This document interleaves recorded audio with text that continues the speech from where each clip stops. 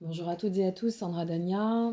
Me voici de retour pour faire un point avec vous et vous parler de ce début du mois d'avril, et entre autres et essentiellement d'ailleurs de la conjonction Jupiter-Pluton qui fait sa première incursion en date du 5 avril.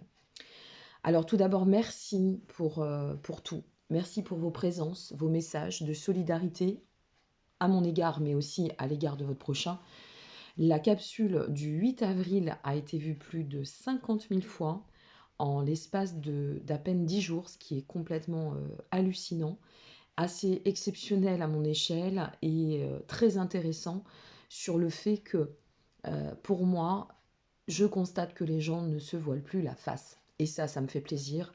Et c'est là où je peux dire que l'on tend vraiment à l'éveil des consciences et à un nouveau paradigme. Et bien que pendant des années, on s'est fichu de moi avec cette notion d'enfanter le nouveau monde, eh bien, je ne savais pas. Je n'aurais jamais pensé qu'il s'enfanterait de la sorte, mais j'en suis très heureuse parce que je sais que l'avenir n'en sera que prometteur. Voilà. Donc merci sincèrement.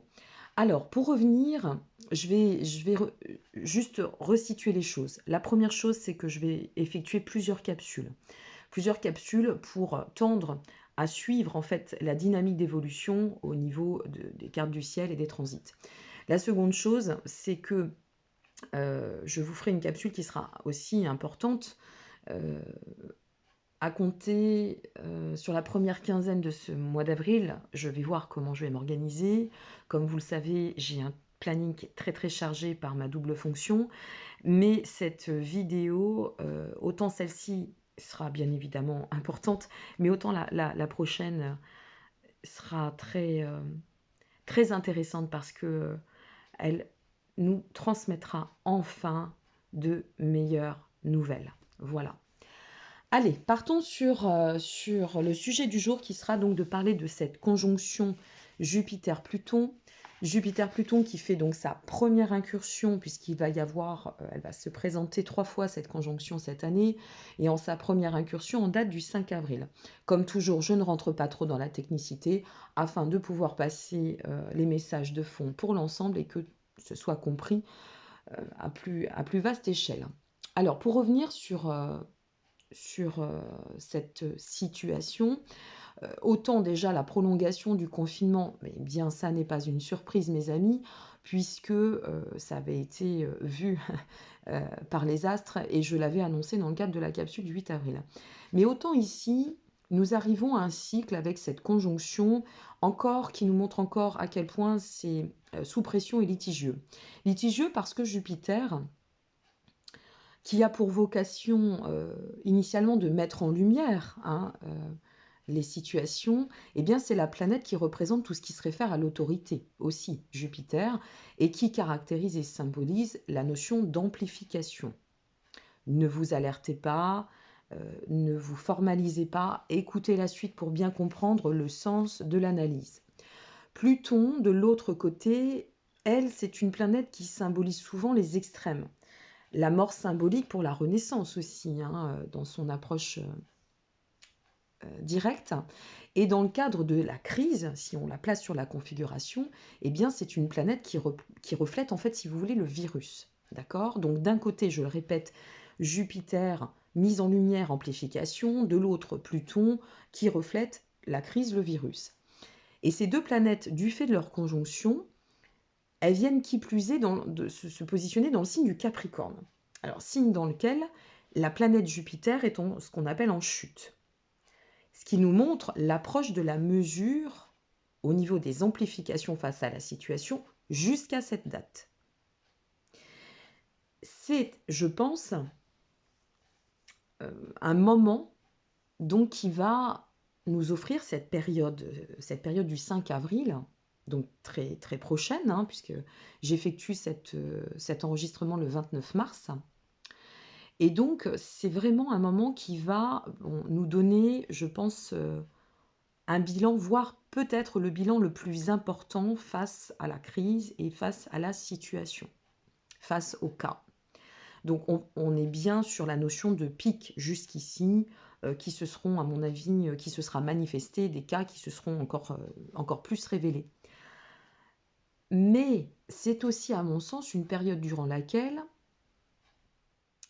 soit, et là je reviens à mon information transmise concernant les débordements à l'issue de la vidéo du 8 avril, soit du fait pesant des mesures de restriction qui perdurent, eh bien, on pourrait voir aussi les débordements s'annoncer, soit face aussi, et ça je ne l'avais pas envisagé sous cet angle, mais j'évolue au fil du temps comme vous tous, et ça peut être aussi ces débordements qui viennent se conjuguer par le manque de position à l'heure d'aujourd'hui, en date du 29 mars, à l'heure où je vous parle, de la part du gouvernement concernant ce traitement potentiel face au virus. De toute façon, là, jusqu'à, je dirais, durant cette première dizaine du mois d'avril, on passe par une étape de manifeste très, très dense, assez électrique en termes de... alors je vais faire attention au terme parce qu'on m'a aussi incriminé de certaines choses sur ce terme, donc ça n'a pas logiquement forcément de connotation péjorative, mais là, avec cette pression, j'en suis désolée, le terme rébellion ne sera pas à placer à bon escient. C'est-à-dire qu'on peut avoir vraiment cette notion de rébellion de la part des citoyens, et c'est peut-être ça aussi qui va favoriser la cocotte mentale, qui est déjà sous pression et qui donc par déduction va ou a des risques d'apporter ce fameux débordement dont j'ai fait référence dans la capsule du 8 avril, concernant la pleine lune du 8 avril, et où les climats eh bien, se verront quand même assez tendancieux, mes amis. Ça va être dense.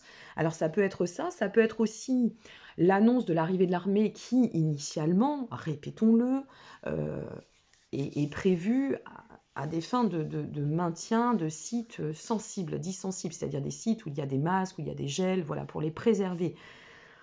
Mais s'il y a de forts débordements, il faut savoir que la gendarmerie fait partie des corps d'armée, non pas des corps, d'accord, autres. La police est une chose, la gendarmerie en est une autre. Donc l'armée, ça peut être aussi la gendarmerie dans les rues, qui viennent en renfort, c'est possible, c'est probable. Ou l'armée elle-même, eh bien, que l'on va positionner sur d'autres plans pour venir un peu calmer le climat. Je ne sais pas trop comment, il n'y a pas de divination dans ce que je vous annonce, parce que souvent on me dit, alors est-ce qu'il va y avoir un vaccin sur le virus, est-ce qu'il va y avoir... Attendez, non.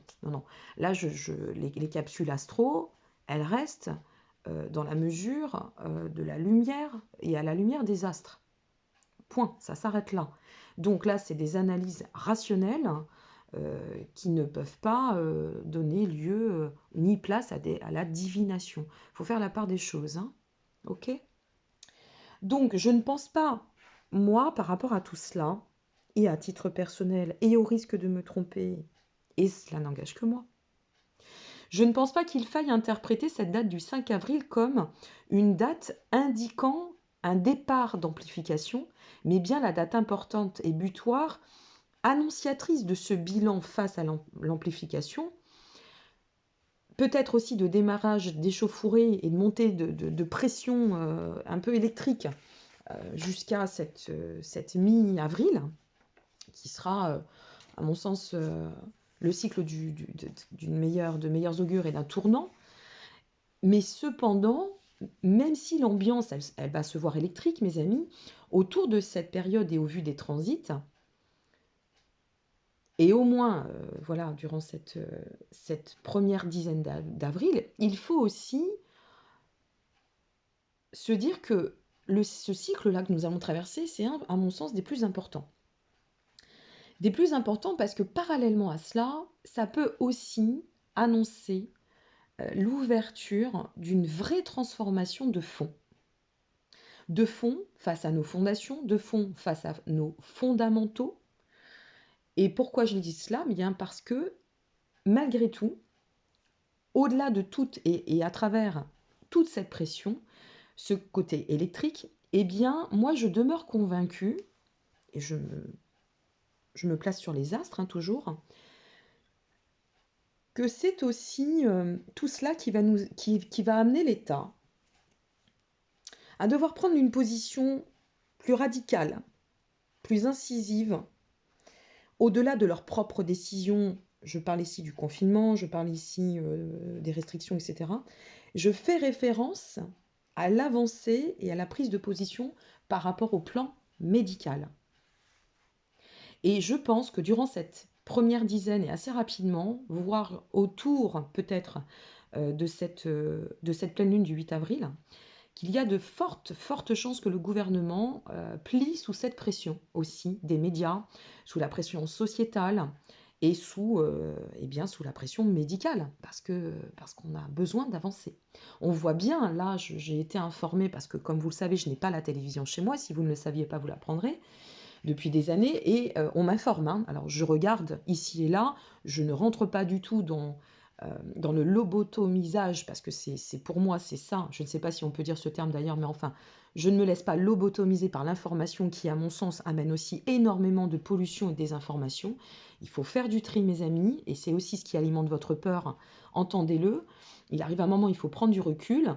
Et on m'a dit hier qu'il y avait des hôpitaux qui passaient outre, pour l'instant, la position et la prise de position de l'État, qui n'en est pas une à cette heure, concernant le traitement, la chloroquine et l'azithromycine.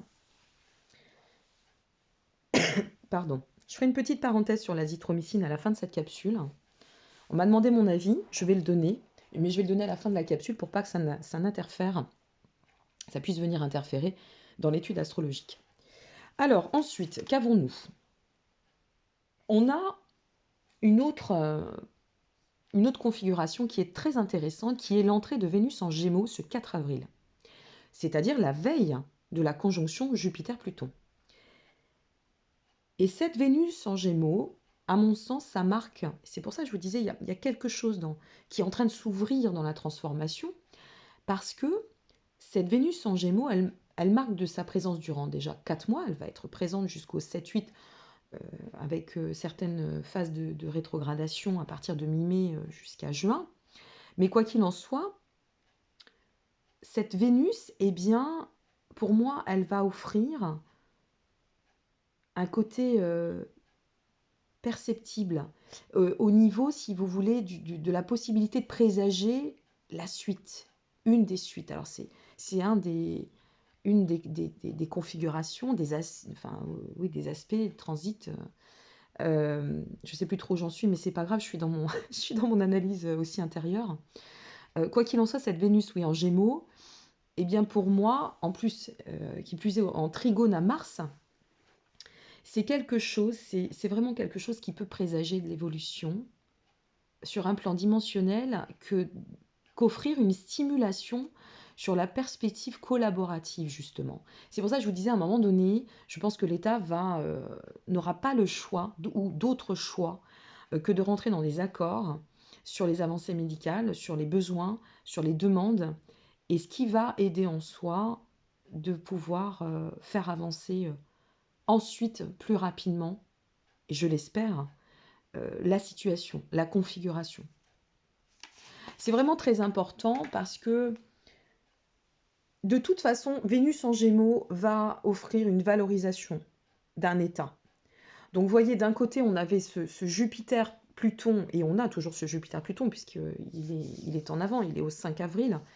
Donc ce 5 avril, Jupiter-Pluton, qui donne encore une vision électrique, lourde, pesante, et puis, voilà, vient se présenter cette Vénus en Gémeaux, la veille, le 4 avril, qui se place progressivement et qui, à mon sens, va commencer à apporter des mises en lumière plus intéressantes, peut-être plus douces aussi, qui va venir aussi contrer l'aspect Uranus carré avec Jupiter et Pluton. Bon, il y a d'autres aspects, mais je ne vais pas trop rentrer dans la technique parce que pour celles et ceux qui ne connaissent pas, j'ai tout à fait conscience que ça peut être pénible, voire chiant.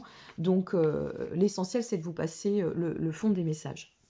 Et donc, tout cela, eh bien, à mon avis, cette Vénus, elle va venir contrebalancer tout ce climat électrique et cette dualité dont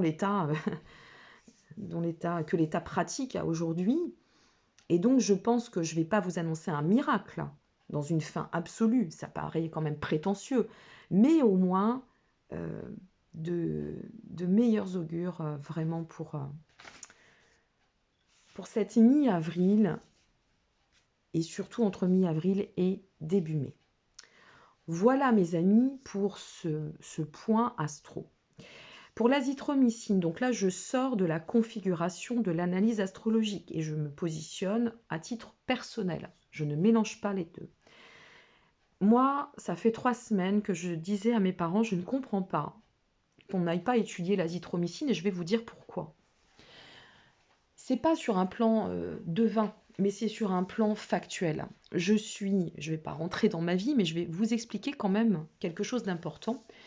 À titre personnel, j'ai un terrain très sensible, pour certains, vous le savez, sur le plan des allergies, et donc terrain sensibilisé et qui sensibilise et qui fragilise les bronches et les poumons. Donc je suis sujette à ce qu'on appelle les bronchites asthmatiformes, voire les bronchopneumonies. Et il s'avère que je me soigne par méthode naturelle, mais lorsque c'est nécessaire, le seul antibiotique que je prends, c'est un antibiotique que mon médecin me donne sur 3 jours, ce qui est très très rare, croyez bien, et qui est l'azithromycine. J'ai essayé des corticoïdes, malheureusement, quand j'étais plus jeune. Bon, voilà, on ne savait pas. On est quand même assez candide quand on est plus jeune, donc on s'en réfère uniquement au médical. C'est vrai qu'à cette époque-là, je ne prenais pas de plantes, je ne me nourrissais pas de manière aussi saine, mais je peux vous assurer que l'azithromycine fonctionne. Voilà, pour moi, ça fonctionne. Je n'ai jamais eu, et si ce témoignage peut aider, eh bien tant mieux, je n'ai jamais eu d'effets secondaires et indésirables en ayant pris 3 jours d'azithromycine. Alors que j'ai été bien malade à l'époque, parce que des bronchopneumonies, j'ai commencé à en faire à l'âge de 15 ans. Ma mère serait là, elle pourrait en témoigner. Et je lui fais un coucou si elle regarde cette vidéo, parce qu'elle va la regarder. Et elle pourrait en témoigner d'ailleurs en dessous ses commentaires. Les corticoïdes ont été pour moi, la cortisone, un drame absolu. Voilà ce que j'ai à dire. Maintenant, je ne me positionne pas sur le plan médical, je ne me substitue pas à ce qui n'a pas lieu d'être, mais je le dis, je ne sais pas pour pour l'autre, ça y est, j'ai perdu le mot, c'est pas grave, je ne sais pas, mais moi ce que je sais, c'est que l'azithromycine, ça marche. Voilà. Et en 3 jours de temps, eh bien, ça enraye tout ce qui peut être à tendance infectieuse. Moi, je dis ça et je dis rien, mais j'avais envie de le placer parce qu'il arrive un moment, il y a des choses je trouve que c'est intéressant de dire les choses. Voilà, ça s'arrêtera là. Je n'irai pas plus loin. Dernière chose, les SDF. Je reviens sur ces SDF qui sont encore dans la rue. J'en ai encore vu hier en faisant mon exceptionnelle sortie hebdomadaire. Donc pensez s'il vous plaît à chacune, on a cette chance de pouvoir encore sortir en France.